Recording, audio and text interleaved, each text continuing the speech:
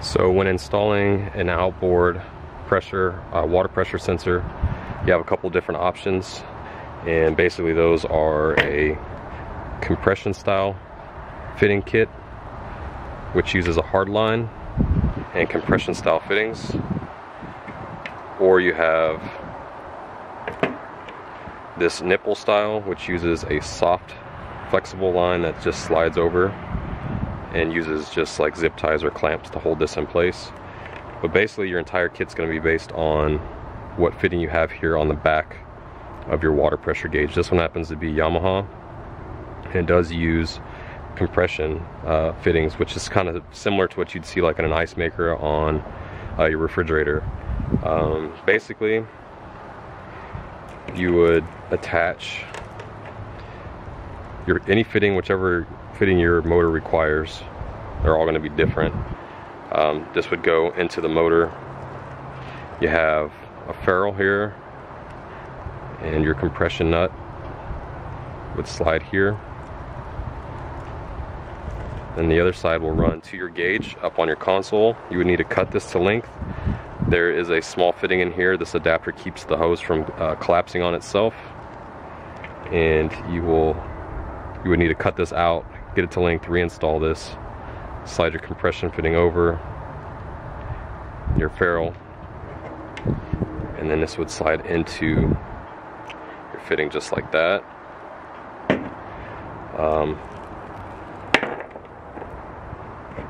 If your gauge happens to have this nipple style, it'll look like that on the back, or there's adapters you can get to screw this and turn this into this fitting, and it's the same thing. You would just screw this part into your outboard.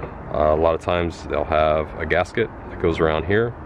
Screw this into your outboard, and then this nipple runs straight to your gauge up on your console. And if you have lights, then your black will be your neutral, your negative, and then your other color wire, whether it's red, blue, yellow, is going to be your power wire that runs to a switch.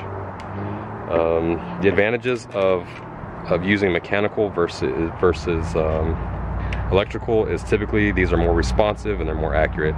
They're pretty much instant. You instantly know what your water pressure is at all times, whereas there can be a delay with electrical, and a lot of times electrical don't have super small increments. The ease of use, however, with electrical is a lot of times with the newer motors especially, they're pre-wired for electronic sensors. So you basically just have to snap it in place, and then your tachometer or one of your factory gauges will have a digital readout for your pressure. So anyways, that's pretty much in a nutshell how to do it, and we'll get to it. So on this Yamaha, the water pressure sending port is right here. I'm just going to remove this, which I've already loosened. This is a brand new motor. If you order a kit, a lot of times if your adapter requires a gasket, it'll come with a new gasket. This one being brand new, I'm just going to reuse this gasket.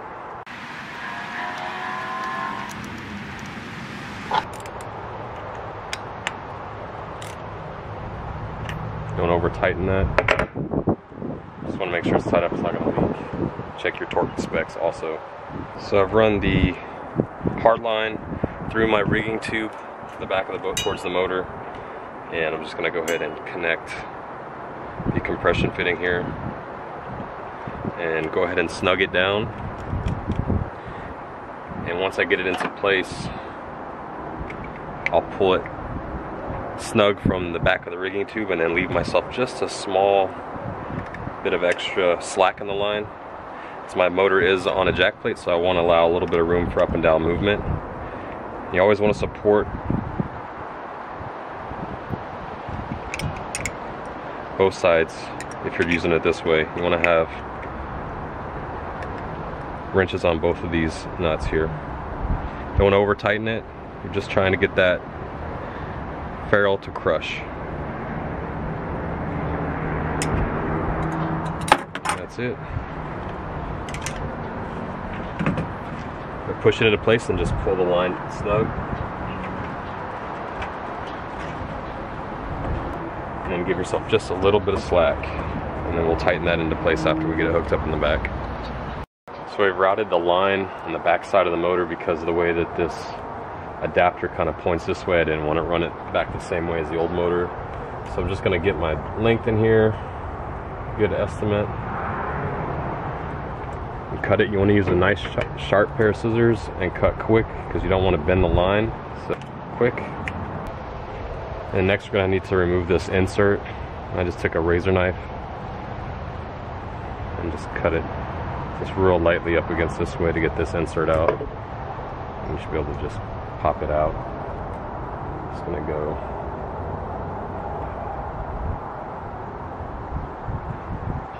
a snug fit. Just get it all the way inside there. So next we're going to take the ferrule and the compression nut. First the nut goes on and the ferrule goes over the line just like that. And insert it until it bottoms out. And screw that nut on. So keep in mind when you're routing your line, whether it's the hard line or soft line, you want to make sure you kind of keep it off of anything that's going to get crazy hot. With this hard line, it can kink on you, so that's another thing. Just don't make your bends or your turns too tight. And when tightening this, you want to always hold both sides. And just tighten it up.